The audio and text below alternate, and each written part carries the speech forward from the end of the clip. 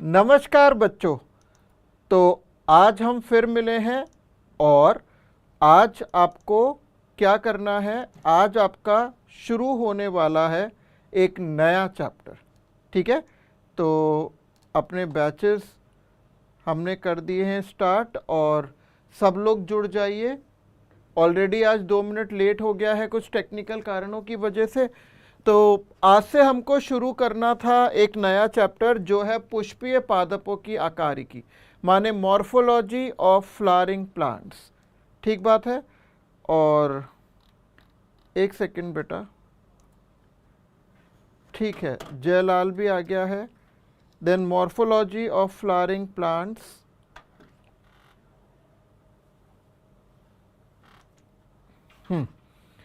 तो इस हिसाब से आप देखेंगे कि हमने कल ही जो चैप्टर ख़त्म किया था वो कौन सा था, प्राणी जगत, एनिमल किंगडम।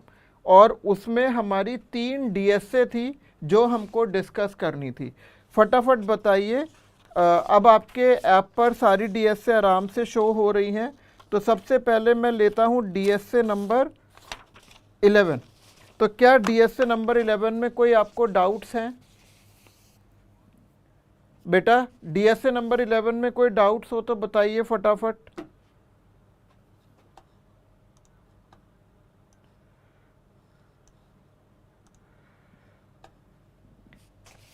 क्या डीएसए 11 में कोई डाउट्स हैं?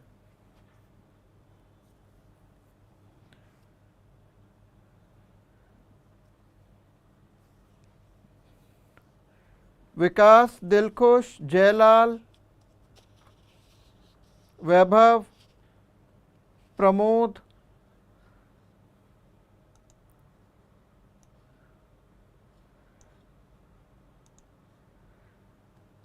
क्या डीएसए 11 में कोई डाउट्स हैं?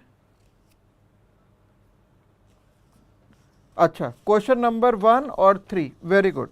तो डीएसए 11 1 का क्वेश्चन है, निम्न वेन डायग्राम में ए वर्टिब्रेटा है, पूरा वर्टिब्रेटा क्या था, उपसंग, सब फाइलम। बी है नेथोस्टोमेटा, तो ठीक है, वर्टिब्रेटा के अंदर नेथोस्टोमेटा आ गया। और सी है टेट्रापोडा। टेट्रापोडा क्या है, टेट्रापोडा, टेट्रापोडा है सुपर वर्ग। ठीक है, कौन से सबसेट में सैलामेंडर, वाइपर, फ्लाइंग फॉक्स और बॉम्बे डक को एक साथ रखा जा सकता है? ठीक है, सैलामेंडर, सैलामेंडर मतलब एम्फीबिया। ठीक है, तो एम्फीबिया टेट्रापोडा में आएगा। ठीक है, वाइपर, वाइपर स्नेक है, सांप है, वो रेप्टीलिया है, रेप्टीलिया भी टेट्रापोडा में आएगा। Reptilia Tetrapoda. फ्लाइंग फॉक्स माने कायरोप्टेरा, कायरोप्टेरा, कायरोप्टेरा हो गया आपका चमगादड़। ठीक है, ठीक है, ओके। लेकिन सांप में पैर नहीं होते तो वो सी में नहीं जाएगा, लेकिन नेथोस्टोमेटा में जाएगा क्योंकि जबड़े रहित होते हैं।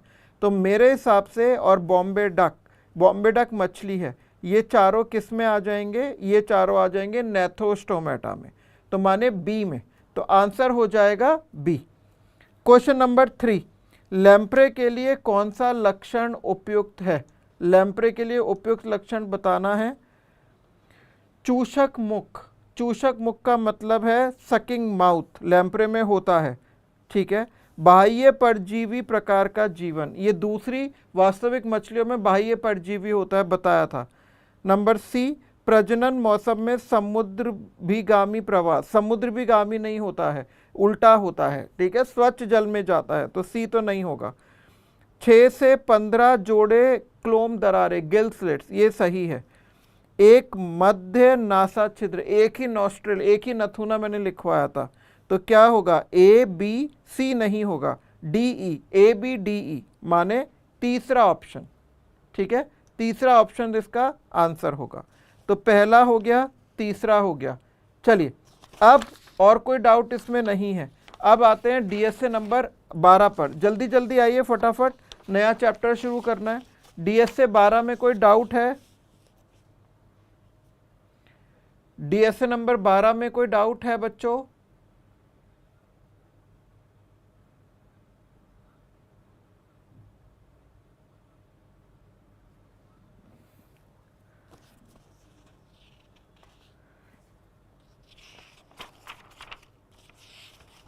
DSA 12 में कोई डाउट नहीं है। देन DSA नंबर 13 DSA 12 में है 2 और 6। क्वेश्चन नंबर 2 नंबर, नीचे प्रत्येक कथन गलत दिया है, तिरछे शब्दों को सही शब्दों में प्रस्थापित करके इन कथनों को सही करें। नंबर ए, तिरछा शब्द है आलिंद। आलिंद कोश है जो पाचित अपशिष्ट पदार्थों, मूत्र अपशिष्ट पदार्थों व अंडों या शुक्राणुओं को शरीर से बाहर निष्कासित करने से पहले ग्रहण करता है। इसे कहते हैं क्लोएका, माने अवस्कर। तो आलिंद ए में आ जाएगा अवस्कर। नंबर बी, उभयचरों में टिम्पैनिक झिल्ली नेत्रों को शुष्क होने से सुरक्षित रखती है। इसमें टिम्पैनिक झिल्ली नेत्र में नहीं होती, टिम्पैनिक झिल्ली कान में होती है। आंखों में होती है निकिटेटिंग मेम्ब्रेन, माने निमेशक पटल। तो टिम्पैनिक झिल्ली, टिम्पैनिक तिरछा लिखा है, उसकी जगह होगी निमेशक पटल, बी। नंबर सी, लार्वल उभयचर मुख गुहा से श्वसन करते हैं। लार्वल उभयचर, उभयचर माने मेंढक, मेंढक का लार्वा होता है टेडपोल। टेडपोल किससे करता है? गिल से, माने क्लोम से। तो सी हो जाएगा क्लोम। फिर है डी, उभयचर की अधिकांश जातियां पूंछ युक्त उभयचर है। अधिकांश जातियां नहीं, पूंछ युक्त नहीं है, पूंछ रहित है। तो आंसर हो जाएगा दूसरा, सेकंड का दूसरा ही आंसर है। फिर क्वेश्चन नंबर 6, गलत कथन का चयन कीजिए। कुछ जलीय टर्टल को छोड़कर अधिकांश सरीसृप गैसीय विनिमय के लिए मुख्यतः फेफड़ों पर निर्मित होते हैं। वैसे भी बताया था कि जो सरीसृप हैं रेप्टाइल्स, वो मेनली फेफड़ों से सांस लेते हैं। सरीसृप पसलियों के कटघरे और देवभित्ति की पेशियों में संकुचन से देवगुहा के ऊपरी भाग को फैलाकर वायु को अंदर लेते हैं। जो भी लोग फेफड़ों से सांस लेते हैं उसमें पेशीय डायफ्राम की सहायता होती है, उसके संकुचन से सांस लेते हैं। सरीसृप पसलियों के कटघरे व देहभित्ति की पेशियों में शिथिलन से तथा डायफ्राम में संकुचन से वायु को बाहर छोड़ते हैं। ये उल्टा लिखा है, पेशियों में शिथिलन नहीं, पेशियों में संकुचन और डायफ्राम के शिथिलन। तो तीसरा गलत हो गया। उभयचरों के फेफड़ों की तुलना में सरीसृप के फेफड़ों में वायु के विनिमय के लिए अधिक पृष्ठीय क्षेत्रफल होता है। बिल्कुल होता है, क्योंकि वो लंग्स का उपयोग करते हैं। तो आंसर होगा तीसरा। 12वें में और कोई डाउट नहीं है। अब है 13 नंबर, DSA नंबर 13 में कोई डाउट्स हैं? जल्दी बोलें। DSA number 13।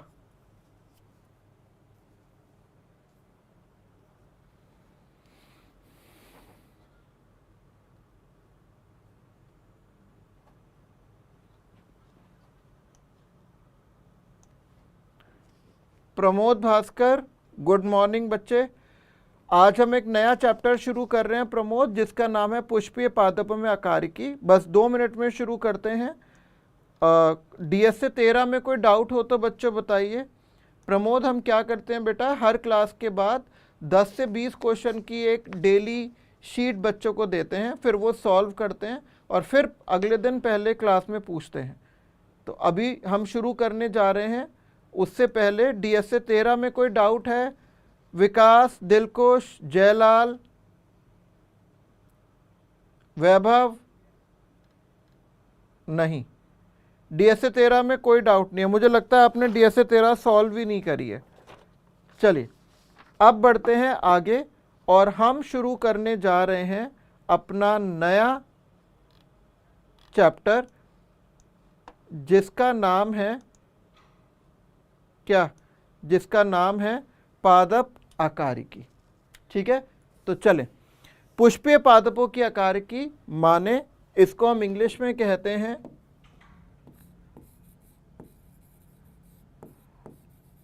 मॉर्फोलॉजी ऑफ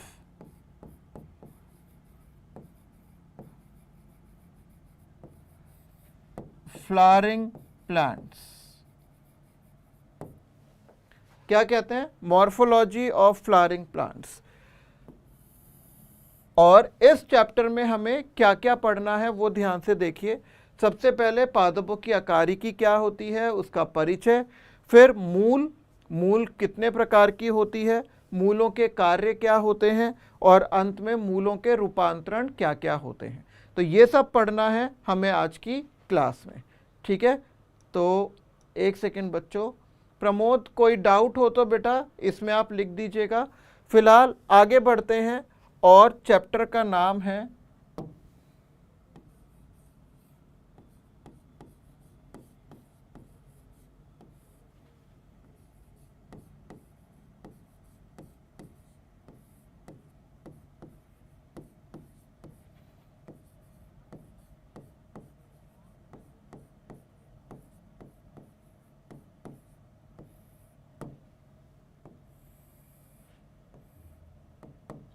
पुष्पीय पादपों की अकारिकी। अकारिकी से क्या मतलब होता है? अकारिकी से मतलब होता है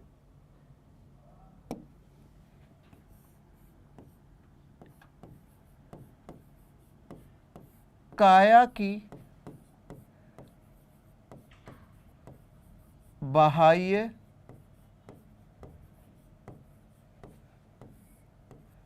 संरचना का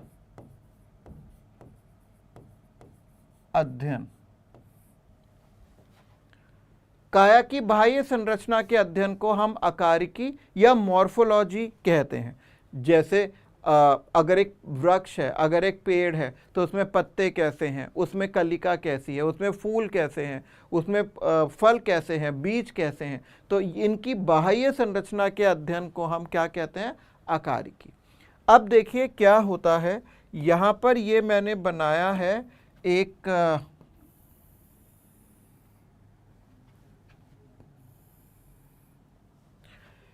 ये मैंने बनाया है मृदा मिट्टी।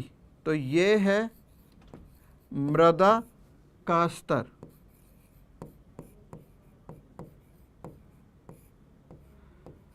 और यहां पर हमने बोया है एक बीज। ये क्या है? ये है बीज। अब सबसे पहले होगा इसमें बीजांकुरण।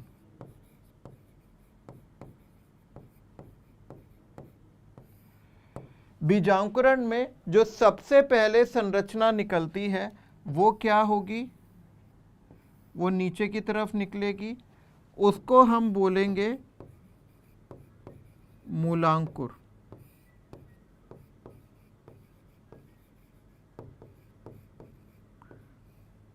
माने रेडिकल। और उसके कुछ समय के बाद इसमें से दूसरी संरचना निकलेगी जिसको हम बोलेंगे प्रांकुर, माने प्लिम्यूल। फिर आगे होएगी वृद्धि, और वृद्धि जब होगी तो नीचे की तरफ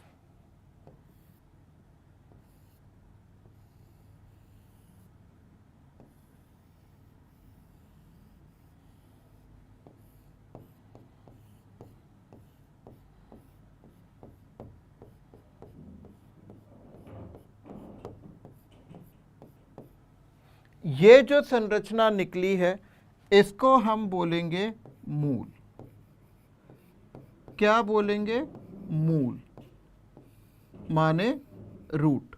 लेकिन ऊपर जो संरचना निकलेगी उसको बोलेंगे तना।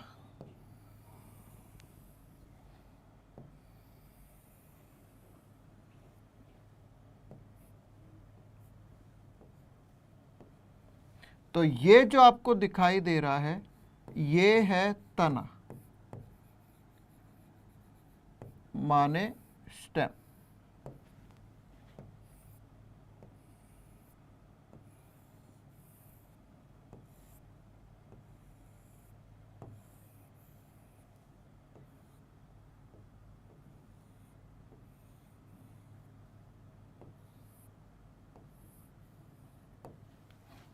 तने पर सबसे पहले जो संरचना आएगी उसको हम बोलेंगे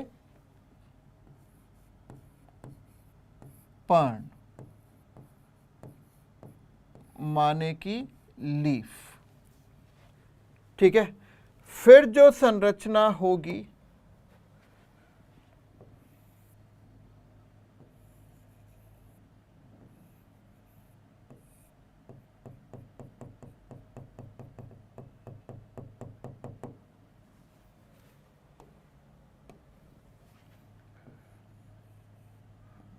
इस संरचना को हमने नाम दिया है पुष्प, माने फ्लावर। फिर यहां से निकलेगी एक संरचना जिसको हम बोलेंगे फल,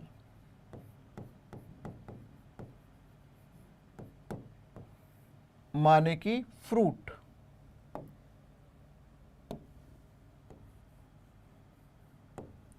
और फल के अंदर हमें दिखाई देंगे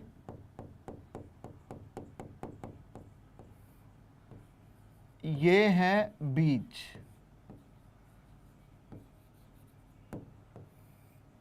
माने सीड्स। ठीक, और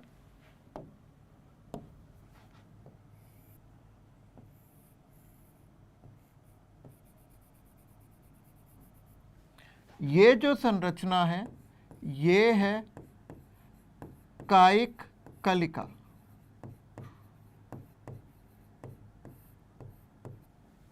माने वेजिटेटिव बड। इससे क्या निकलती हैं? इससे निकलती हैं पत्तियां। और यहां पर मैंने एक संरचना बनाई है,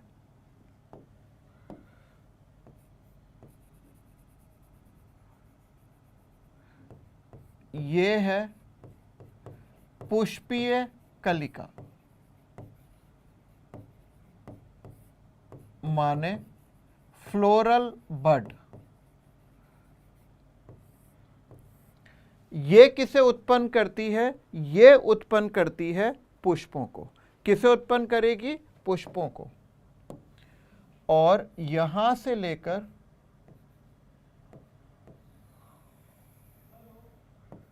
यहां तक ये क्या है? ये है अपना प्ररोतंत्र,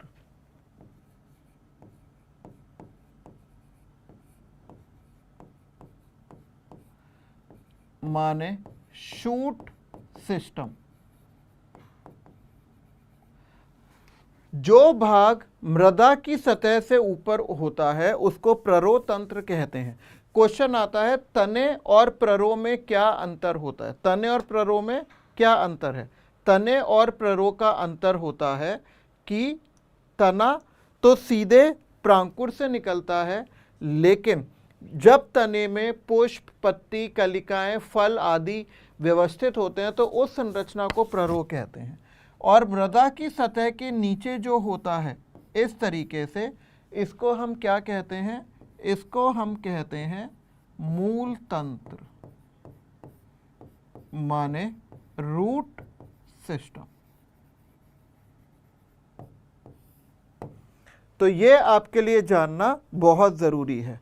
ठीक है, तो इससे एक टॉपिक ये बनता है कि पौधों में कितने प्रकार की वृद्धि होती है। तो वो मैं यहां पर लिख रहा हूं, पादपों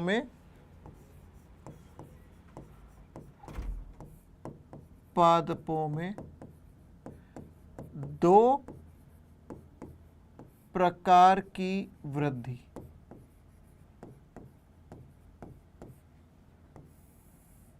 कौन कौन सी है? नंबर 1 कायिक वृद्धि। कायिक वृद्धि माने वेजिटेटिव ग्रोथ। इस वृद्धि में सबसे पहले क्या निकलता है? सबसे पहले निकलता है मूलांकुर,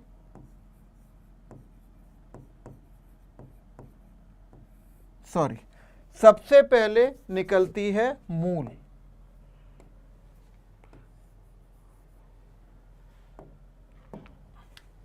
सबसे पहले निकलती है मूल, फिर निकलता है तना, फिर निकलती है कायिक कलिका, क्योंकि कायिक कलिका से फिर क्या निकलेंगी, कायिक कलिका से निकलते हैं पर्ण माने पत्तियां। दूसरी जो वृद्धि है, दूसरी वृद्धि को हम क्या कहते हैं, दूसरी वृद्धि को हम कहते हैं जननिक वृद्धि।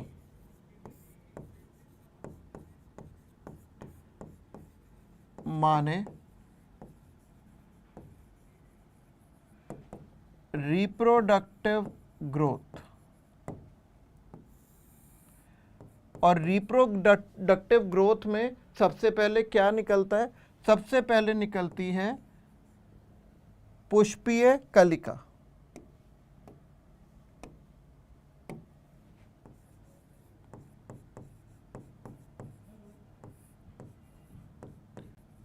पुष्पीय कलिका, फिर निकलता है पुष्प। सबसे पहले पुष्पीय कलिका, फिर पुष्प निकलेगा, फिर पुष्प के बाद निकलेगा फल, और फल के बाद निकलेंगे बीज। तो इस पूरे चैप्टर में, इस पूरे पाठ में हमको मूल पढ़ना है, तना पढ़ना है, पर्ण पढ़ने हैं, पुष्प पढ़ने हैं, फल पढ़ने हैं, बीज पढ़ने हैं, और पढ़ना है पुष्प क्रम। तो ये 7 चीज़ें पढ़नी है। और उसके बाद हमें पढ़ने हैं क्या, उसके बाद हमें कुछ कुल पढ़ने हैं महत्वपूर्ण। ठीक है। प्रमोद सर प्लीज़, जो चैप्टर हो गए हैं वो मेरे पास रिकॉर्डेड नहीं है मेरे बैच में। बेटा वो हम देख लेंगे, आप उसकी चिंता मत करो। आप जो आज से चैप्टर शुरू हुआ है उस पर फोकस करो अच्छे से। ठीक है। तो ये है आपके मेन क्या कहते हैं, पुष्पीय पादपों की अकारिकी का परिचय। अब पुष्पीय पादप वो होते हैं जिसमें पुष्प उत्पन्न होते हैं। इंग्लिश में इनको एंजियोस्पर्म्स बोला जाता है, और इनका जीवन चक्र हम पुष्पीय पादपों के लैंगिक जनन चैप्टर में करेंगे। ठीक है। तो सबसे ज़रूरी बात यह है कि जो एंजियोस्पर्म्स होते हैं, जो पुष्पीय पादप होते हैं, उनकी उत्पत्ति 130 मिलियन वर्ष पूर्व हुई थी, और उसमें लगभग 3 लाख से भी ज़्यादा इनकी जातियां होती हैं। ठीक है। तो जैसे कुल जो पौधे पाए जाते हैं, जिसमें शैवाल हैं, ब्रायोफाइटा हैं, सारे कुल पादपों में से लगभग 50% एंजियोस्पर्म्स होते हैं। अब एक दो महत्वपूर्ण बातें इनके बारे में ये है कि सबसे छोटा एंजियोस्पर्म कौन है।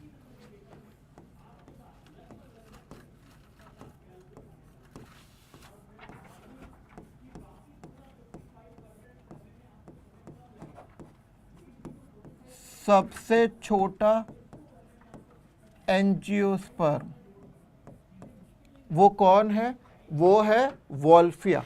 ठीक है, वॉल्फिया एराइजा।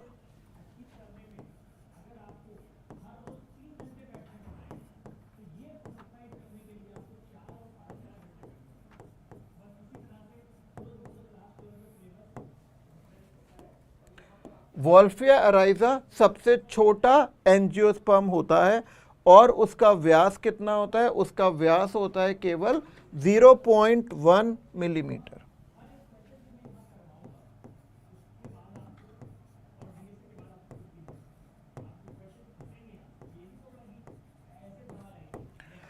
अब अगर हम बात करें कि सबसे मतलब जो सबसे लंबा जो एंजियोस्पर्म है वो कौन सा है, तो सबसे लंबा एंजियोस्पर्म जो वृक्ष है वो है यूकेलिप्टस रेग्नेंस। कितना, क्यों कौन है, यूकेलिप्टस रेग्नेंस।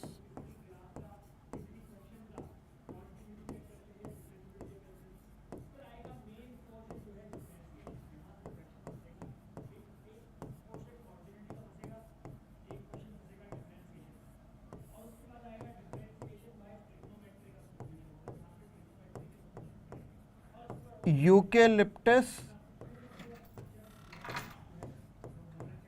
रेग्नेंस ये 100 मीटर से भी लंबा हो सकता है। ये 100 मीटर से भी अधिक लंबा हो सकता है, यूकेलिप्टस रेगनेंस। ठीक है, अब अगर बात किया जाए कि ऐसे सबसे ज़्यादा फैलने वाला, सबसे ज़्यादा शीर्ष युक्त जो पेड़ है वो कौन सा है, जल्दी बोलिए। वो है बरगद, बैंयन का पेड़, जिसको हम कहते हैं फाइकस बेंगालेंसिस। ठीक है, वो 2 से 5 एकड़ क्षेत्र तक भी फैल सकता है।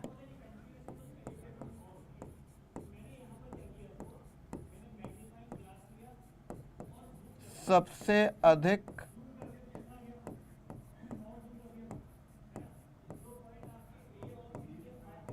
फैलने वाला वृक्ष वो कौन सा है, बरगद, माने बैंयन, और इसका वैज्ञानिक नाम है फाइकस बेंगालेंसिस। Ficus benghalensis. ठीक है, तो ये कितने एरिया तक, कितने क्षेत्र में फैल सकता है, 2 से 5 एकड़ क्षेत्र में।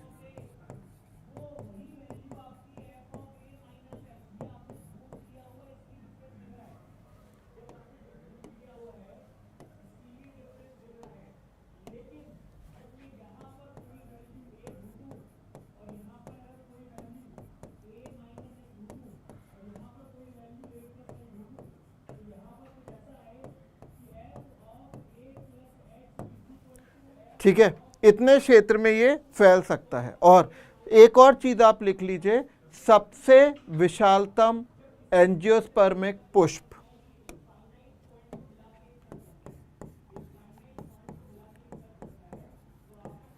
विशालतम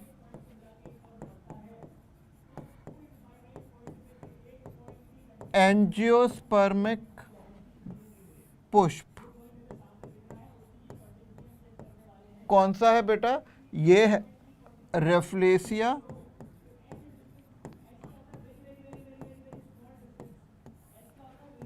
आर्नोल्डी।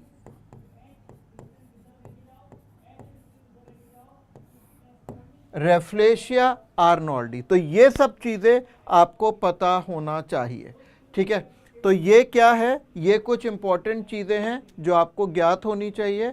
अब बढ़ते हैं आगे, उससे पहले मैं देखता हूं कि ठीक है आप लोग के कोई कमेंट्स नहीं है, कोई डाउट्स नहीं है, तो डाउट्स पूछते रहेंगे तभी बेटा फ़ायदा होगा।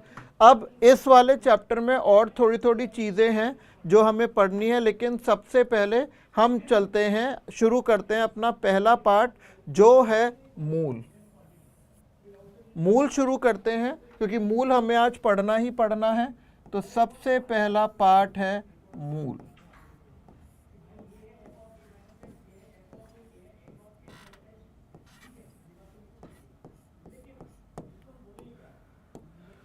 मूल, मूल को हम सामान्य भाषा में जड़ भी कहते हैं। और ये किससे निकलती है, ये अधिकांश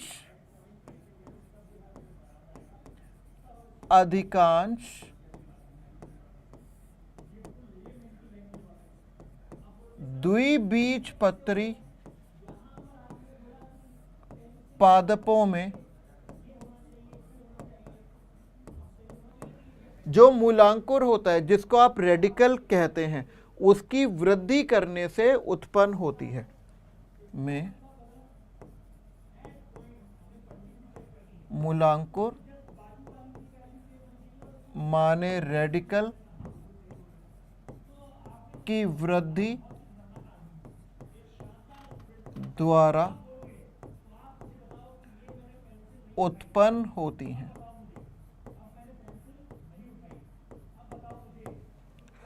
ज़्यादातर जो मूलें होती हैं बेटा, वो कहाँ जाती हैं, वो ज़मीन में नीचे जाती हैं। और वो ज़मीन में नीचे जाती हैं क्योंकि वो गुरुत्वाकर्षण बल के तरफ गति करती हैं। और जनरली प्रायः जो मूल होती हैं, प्रायः मूलें हरी नहीं होती, तो अहरित अहरित होती हैं, मतलब इसमें क्लोरोफिल पर्णहरित नहीं पाया जाता है, और ये होती हैं अप्रकाश संश्लेषी, अप्रकाश संश्लेषी, क्योंकि ये खाना नहीं बनाती हैं, और ज़्यादातर जो मूलें होती हैं वो भूमिगत होती हैं, भूमि के नीचे होती हैं, और बेलनाकार संरचनाएं होती हैं। भूमिगत व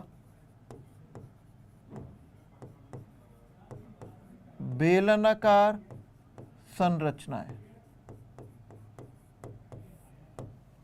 बेलनाकार माने सिलिंड्रिकल, ये संरचनाएं होती हैं जो नीचे की तरफ जाते हैं, और इसमें ना ही गांठ होती हैं, ना ही पोरी होती हैं, और ना ही कलिकाएं होती हैं। इसमें गांठ माने नोड्स, कॉमा पोरी माने इंटरनोड्स,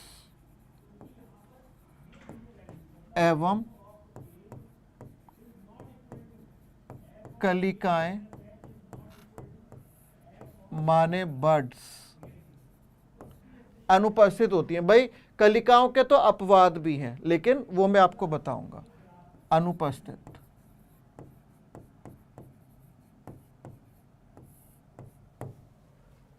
डन। अब इसके बाद जो भ्रूणीय अक्ष है, जो एम्ब्रियोनल एक्सिस है, ये उसका अवरोही भाग है। ठीक है, तो ये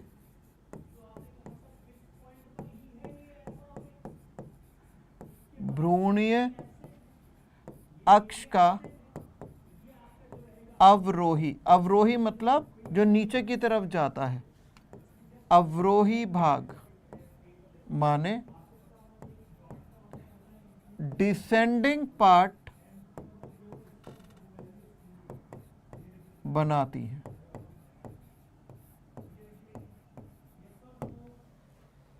ठीक है, अब मूलों के बारे में और भी बहुत इंपॉर्टेंट चीजें हैं। आप बताइए, कुछ आपको अगर ध्यान हो तो। ये भ्रूणीय अक्ष का अवरोही भाग तो बनाती हैं, मूलांकुर से विकसित होती हैं, प्लस ये गुरुत्वानुकर्षण बल की तरफ जाती हैं। तो ये पॉइंट बहुत इंपॉर्टेंट है। ये धनात्मक, और आगे से मैं धनात्मक ऐसे लिखूंगा, धनात्मक रूप से गुरुत्वानुवर्ती, गुरुत्वानुकर्षण बल की तरफ जाती हैं, माने जियोट्रॉपिक। दूसरा पॉइंट, धनात्मक रूप से जलानुवर्ती, माने हाइड्रोट्रॉपिक, क्योंकि जल भी नीचे की तरफ जाता है, लेकिन ऋणात्मक, ऋणात्मक रूप से प्रकाशानुवर्ती, प्रकाशानुवर्ती माने फोटोट्रॉपिक।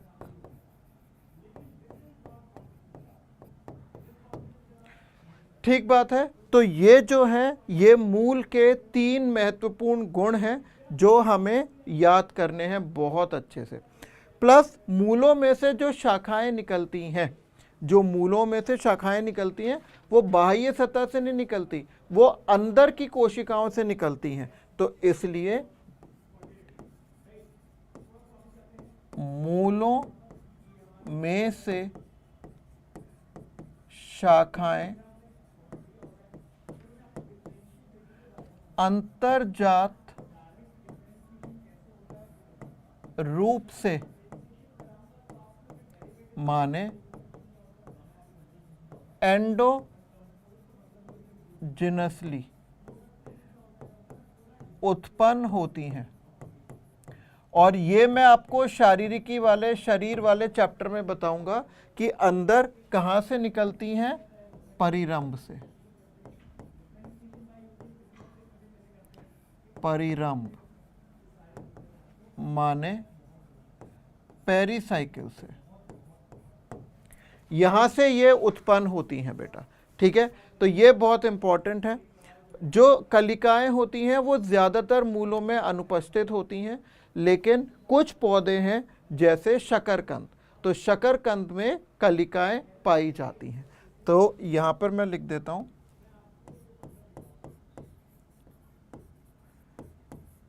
मूलों में कलिकाएं प्रायः अनुपस्थित होती हैं।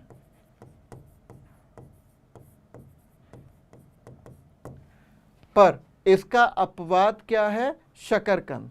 ठीक है, और ना ये एक बील होता है, बील जो राजस्थान में बील आता है, पत्थर जैसा होता है, तोड़ते हैं तो अंदर उसका गूदा भी खाते हैं और उसका जूस भी बना के पीते हैं, हमें लू से बचाता है। ठीक है, तो मैं लिख देता हूं अपवाद।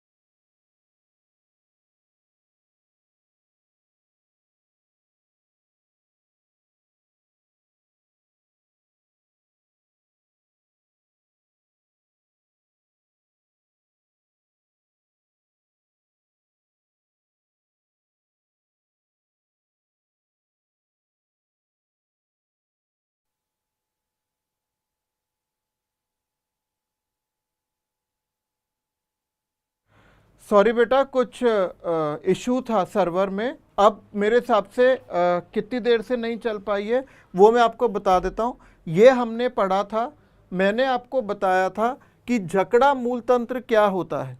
एक बीज पत्रियों जैसे गेहूं में जो ये तो ऊपर का प्ररोह है और ये नीचे प्राथमिक मूल होती हैं, इनका जीवन छोटा होता है, इनका जीवन अल्प होता है, छोटा होता है। तो छोटे होने से क्या होता है, थोड़े दिनों के बाद ये मर जाती है और इसकी जगह धागे समान मूलें निकलती हैं जिनको जकड़ा मूलें कहते हैं। और जकड़ा मूलें एक प्रकार की ऐपस्थानिक मूलें होती हैं। तो अब मैं आपको बता रहा हूँ ऐपस्थानिक मूलें क्या होती हैं। वे मूलें जो मूलांकुर के अतिरिक्त अन्य किसी स्थान से उत्पन्न होती हैं उनको ऐपस्थानिक मूलें या एडवेंटिशियस रूट्स कहते हैं। जैसे तने के आधार से उत्पन्न होने वाली जकड़ा मूलें। ठीक बात है। अब हमारा जो टॉपिक है वो है मूलों के प्रमुख कार्य, माने प्राइमरी फंक्शंस ऑफ रूट्स।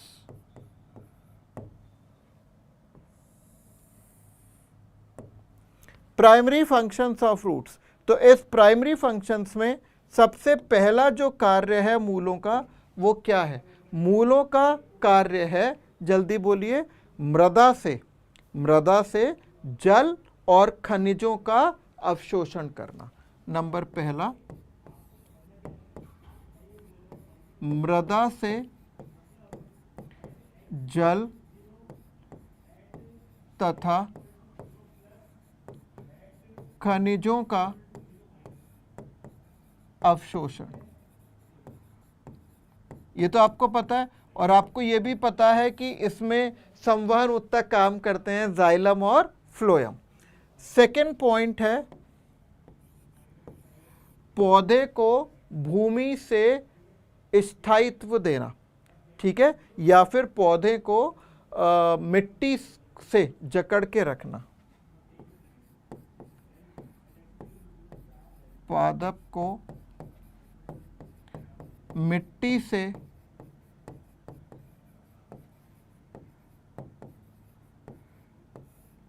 जकड़कर रखना,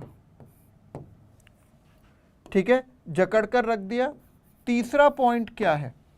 तीसरा इंपॉर्टेंट पॉइंट है कि खाद्य पदार्थों का संग्रहण करना। जैसे हम मूली खाते हैं, है ना, हम गाजर खाते हैं, ये सारी क्या हैं? ये सारी जड़ें ही तो हैं। तो खाद्य पदार्थों का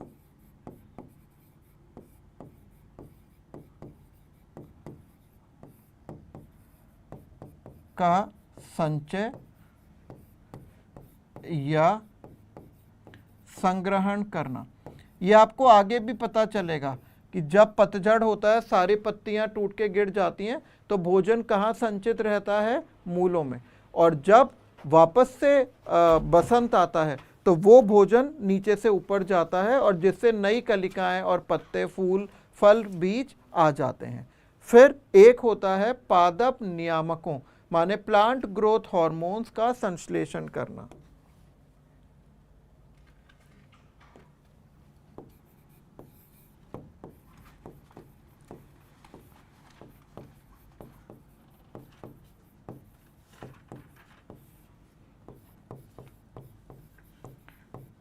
प्लांट ग्रोथ हार्मोन्स या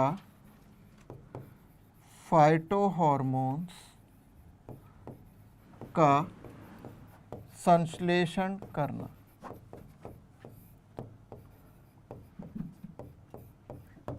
और ये तो आपको बात बहुत अच्छे से पता है कि जो पौधे होते हैं वो मिट्टी में लगे रहते हैं। तो ये मैं स्टार पॉइंट लगा रहा हूँ, जितने ज़्यादा पौधे होंगे उतने जो मिट्टी है वो बहेगी नहीं, वो उड़ेगी नहीं। और मिट्टी अगर बहेगी नहीं तो क्या होगा, जल्दी बोलिए क्या होगा, हमारा मृदा अपरदन रुक जाएगा।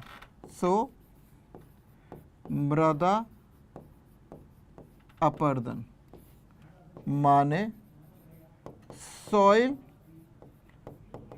इरोजन से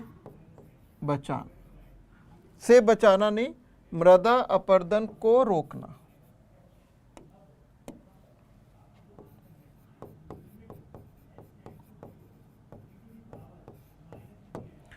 तो ये है मूलों के प्रमुख कार्य। अब अगर हम बात करते हैं मूलों के क्षेत्रों के, तो ये बहुत इंपॉर्टेंट है। अगला टॉपिक है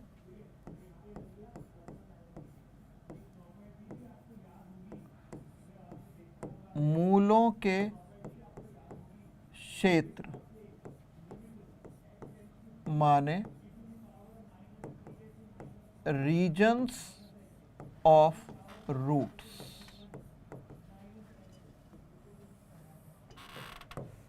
तो इसके लिए ये मैं बना रहा हूं मृदा की सतह। क्या बनाई है मैंने, मृदा की सतह बनाई है, और इसमें अब मैं बना रहा हूं एक मूल। ठीक है, तो मूल मैं बना रहा हूं इस प्रकार से।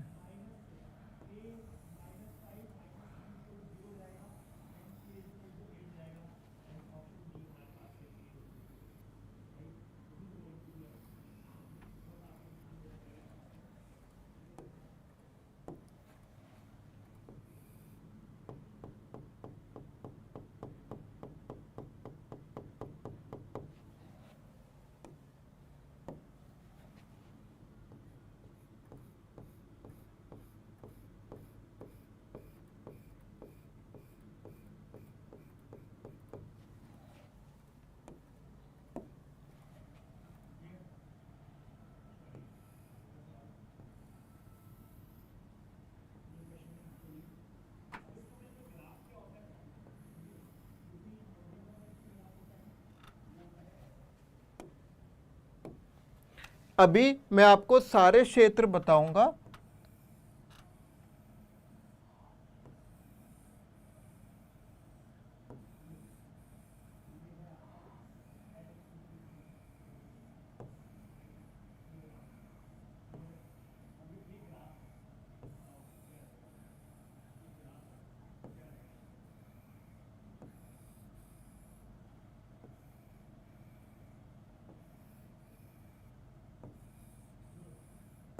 ऐसे ये बन गई है पूरी मूल। तो इस मूल में एक मूल के शीर्ष पर एक संरचना आपको दिखाई दे रही है, ये जिसमें मैंने नीली नीली लाइनें बनाई हैं, और ये है मूल गोप माने रूट कैप। ये मूल को किसी भी प्रकार के घाव या मृदा तत्वों के घर्षण से बताती है। और मूल गोप को हम कैलिप्ट्रा भी कहते हैं। क्या कहते हैं, कैलिप्ट्रा। तो ये क्या करती है, ये मूल शीर्ष को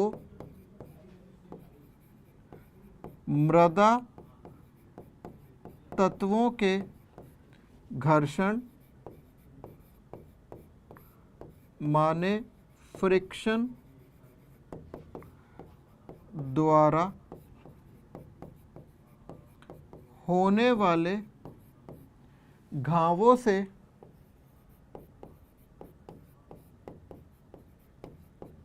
सुरक्षा प्रदान करती है।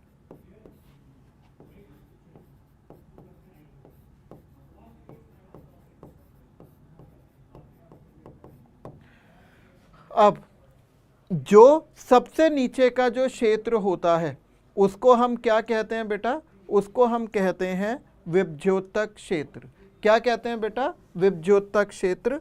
वो ये मैंने नारंगी रंग से बनाया हुआ है, इसे मैं लिख रहा हूं विभज्योतक क्षेत्र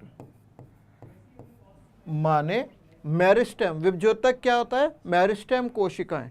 तो इसको हम मेरिस्टेमी क्रियाओं का क्षेत्र भी कहते हैं।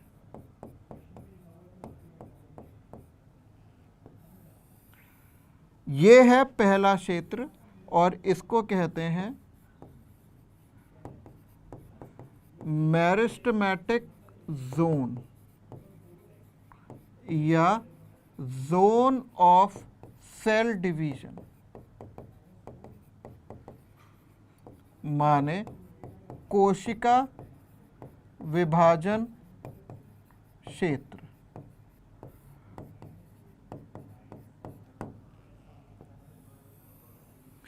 अब नाम से ही पता चल गया कि ये कोशिका विभाजन क्षेत्र है, मतलब कोशिकाओं की विभाजन की दर यहाँ पर सबसे ज़्यादा होती है और ये बहुत छोटा सा ही क्षेत्र होता है। इस क्षेत्र की कोशिकाएं, पहले मैं यहाँ लिख दे रहा हूँ, 1 से 2 मिलीमीटर, और यहाँ की कोशिकाएं कैसी होती हैं? यहाँ की कोशिकाएं होती हैं छोटी,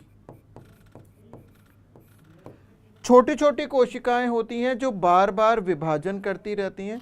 इनकी भित्ति बहुत पतली होती है, पतली भित्ति युक्त होती हैं और उनमें सघन जीव द्रव्य पाया जाता है।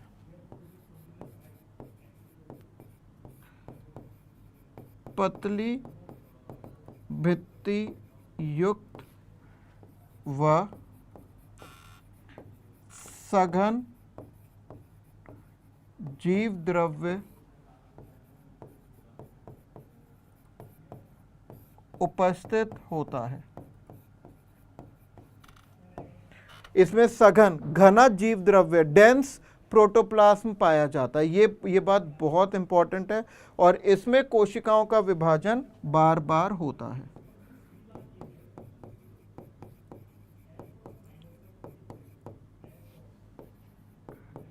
कोशिकाओं का विभाजन बार बार होता है। ठीक है बेटा, ये बहुत इंपॉर्टेंट है। और इसके समीप, इसके निकट ये वाला जो क्षेत्र है, ये इनको लंबाई में बढ़ाता है। किसको लंबाई में बढ़ाता है? मूल को लंबाई में बढ़ाता है और इसको हम कहते हैं दीर्घीकरण क्षेत्र। नंबर 2, दीर्घीकरण क्षेत्र, माने जोन ऑफ एलोंगेशन।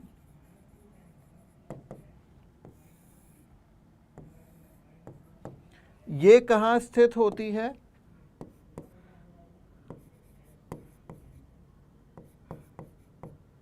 मेरिस्टेमिक क्षेत्र के समीपस्थ होती है।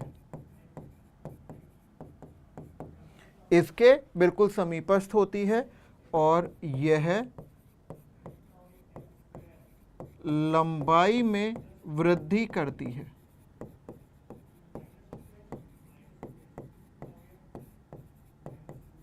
लंबाई कोशिकाओं को लंबा करती है और इसमें क्या होता है, जल्दी बोलिए।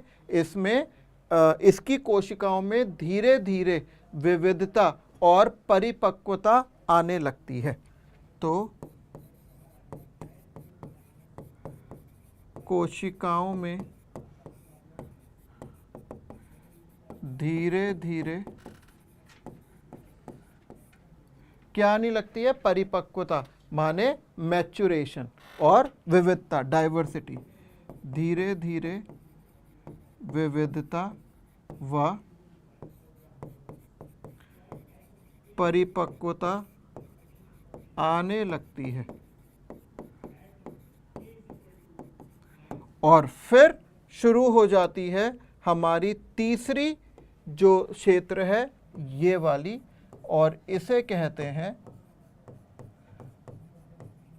परिपक्वन क्षेत्र, माने मैच्यूरेशन जोन। कोशिकाएं पूर्ण रूप से परिपक्व या विविध हो जाती हैं। कोशिकाएं पूर्ण रूप से परिपक्व व विविधता अर्जित कर लेती हैं। अर्जित कर लेती हैं।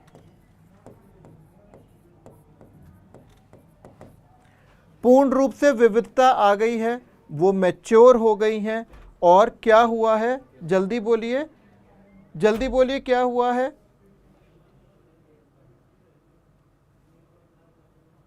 ये पीले पीले धागे समान संरचनाएं निकलती हैं। तो यहां से मूल रोम, इसमें मूल रोम विकसित होते हैं।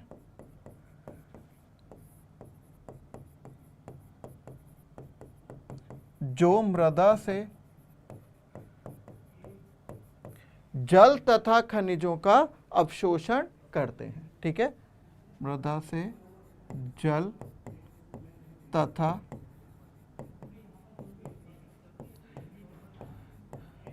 खनिज लवणों का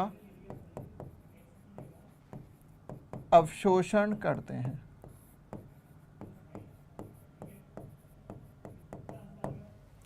ठीक, तो इसको मैं लेबल कर दे रहा हूं मूल रोम,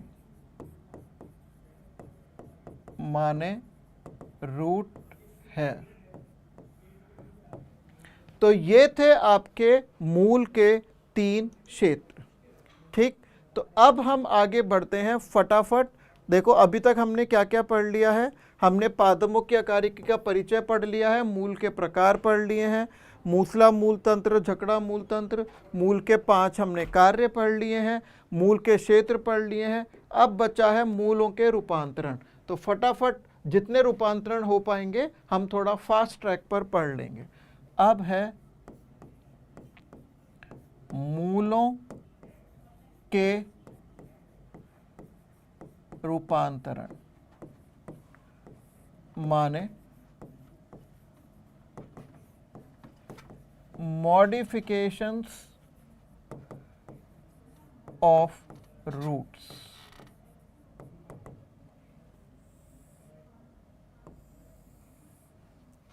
सबसे पहले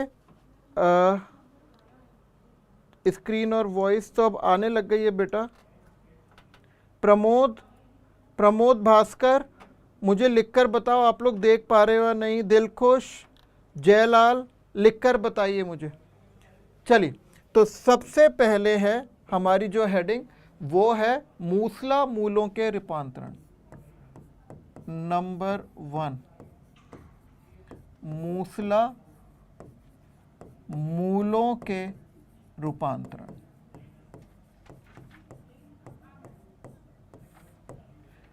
इसमें क्या होता है, मूल मोटी हो जाती है, मांसल हो जाती हैं और भोजन का संग्रहण करती हैं।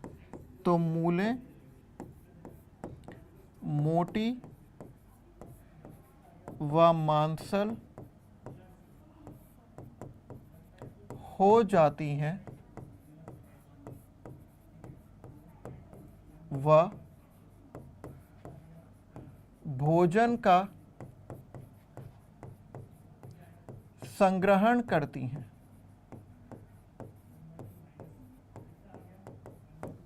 ये फिर 4 प्रकार की होती हैं। जल्दी जल्दी मैं आपको बताता हूं।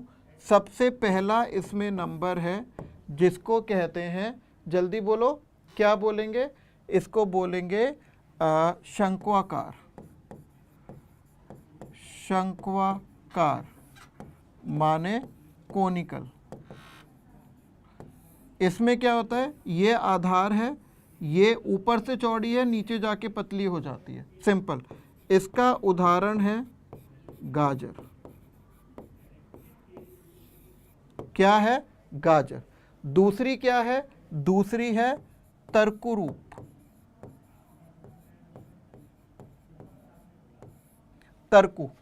तर्कुरूप, ठीक है। तर्कुरूप क्या होती है? स्पिंडल शेप्ड, माने इसको कहते हैं फ्यूजिफॉर्म। ये कैसी होती है? ऊपर से थोड़ी सी पतली होती है, फिर फूल जाती है, फिर नीचे जाके फिर और ऐसे पतली हो जाती है। और इसका उदाहरण क्या है? इसका उदाहरण है मूली। फिर तीसरा है कुंभी रूप। कुंभी रूप माने नेपीफॉर्म, ये मटके की तरह होता है, कुंभ रूपी, आधार पर संकरा, फिर बहुत बुरी तरीके से फूल जाता है, फिर उतनी ही बुरी तरीके से नीचे संकरा हो जाता है, तो नुकीला हो जाता है। उदाहरण चुकंदर और शलजम, ठीक है। तो ये कौन सी मूलें हैं? ये मूलें हैं जो मूसला मूलों के रूपांतरण है, भोजन का संग्रहण करती हैं, ठीक है। अब है मूसला मूलों की शाखाओं के रूपांतरण।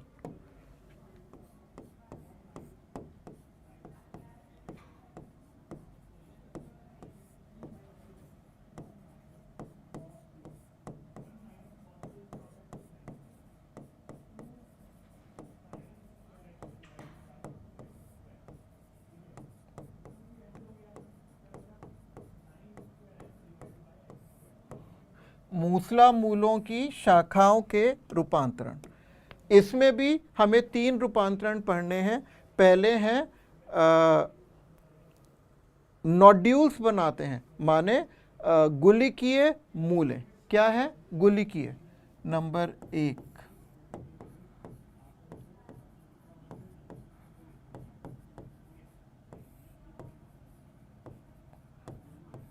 माने नोड्यूलेटेड रूट्स। इसमें क्या होता है? ये सतह है, ये प्राथमिक मूल निकल रही है, इसकी शाखाएं हैं, शाखाएं नीचे जाकर ऐसे इनकी शाखाएं फूल जाती हैं।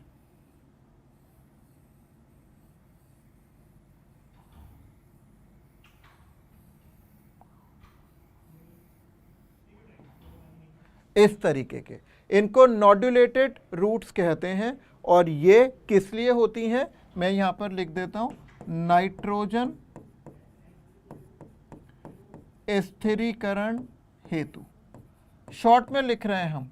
और इसका उदाहरण क्या होता है? उदाहरण होता है लेग्यूमिनेसी,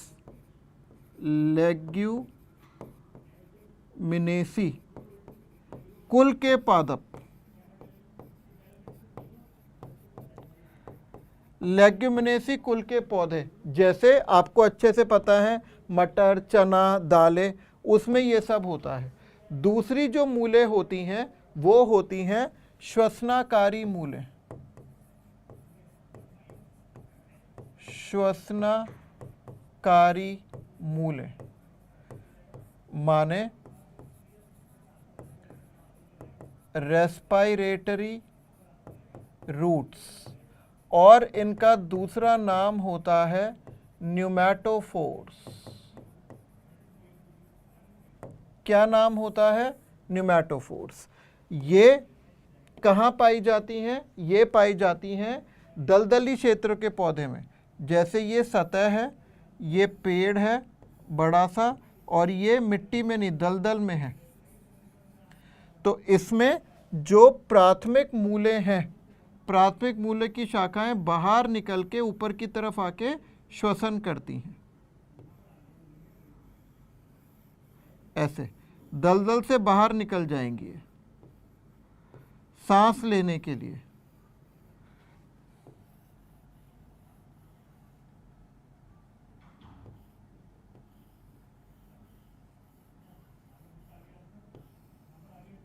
ठीक है, तो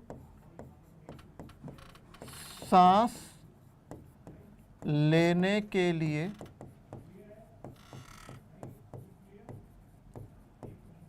दलदली क्षेत्रों में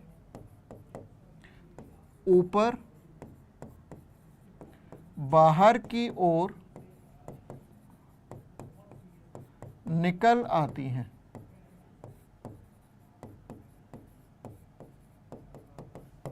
इसके उदाहरण क्या हैं? मैंग्रोव पादप। उदाहरण मैंग्रोव पादप जैसे राइजोफोरा, सोनेरेशिया, मुझे तो बहुत सारे पता है, हिराटियरा, एविसीनिया, आपको दो ही याद रखने हैं। और तीसरी इसी श्रेणी में जो मूले हैं वो है पुष्ता मूले, नहीं नंबर 3, हाँ, पुष्ता मूले माने बट्रेस या प्लैंक रूट्स। ये किन में पाए जाते हैं? ये उन वृक्षों में पाई जाती हैं जिनके तने बहुत मोटे मोटे होते हैं। और ये जैसे ये मैंने मृदा की सतह बना दी, ये मैंने मोटा सा तना बना दिया, तो इसको सहारा देने के लिए जो प्राथमिक मूल की शाखाएं हैं वो कई किलोमीटर तक जाती हैं ताकि उनके भारी भरकम काया को वो मिट्टी में संभाल सकें। तो ये देखो, इनकी शाखाएं कई किलोमीटर तक चली जाती हैं, ऐसी बड़ी बड़ी होती हैं। तो प्राथमिक मूलों की शाखाएं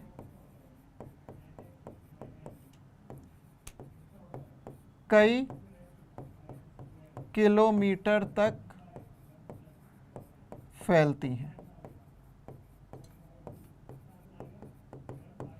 इसका उदाहरण है पीपल। ठीक है, पीपल, जिसको हम फाइकस रिलीजियोसा भी कहते हैं। अब आखिरी रूपांतरण पढ़ लेते हैं, वो है अपस्थानिक मूलों के रूपांतरण।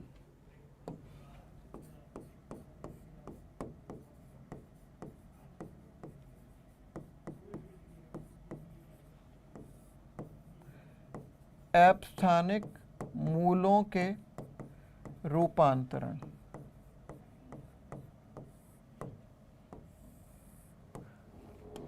कार्य है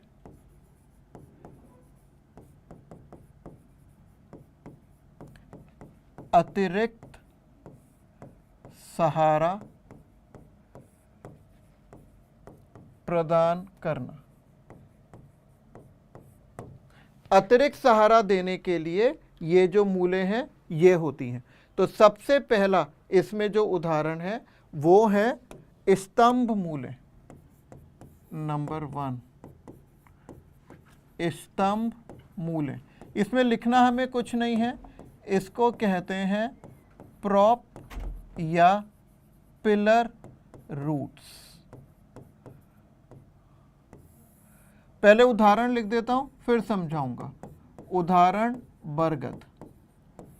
इसमें क्या होता है, बहुत बड़े बड़े वृक्ष होते हैं जिनके जो ऊपर के शीर्ष होते हैं, आज ही मैंने बताया था 4 से 5 एकड़ में बरगद फैला होता है। तो इनको अतिरिक्त सहारा देने के लिए इनकी ये मैंने बना दिए हैं तने, शाखाएं जो हैं इस तरीके से। तो इन शाखाओं में से मूलें निकलती हैं और वो नीचे की तरफ लटकती हैं ताकि अगर तेज आंधी तूफान आ जाए तो वो जमीन से स्पर्श करके पौधे को गिरने से बचा लें। इनको हम कहते हैं स्तंभ मूलें। नंबर 2 है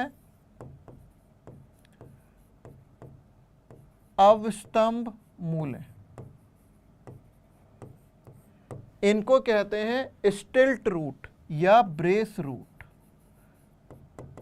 स्टिल्ट रूट्स या ब्रेस रूट्स। ये किस में पाई जाती हैं? इसका उदाहरण है गन्ना, मक्का, और एक है पेंडानोस।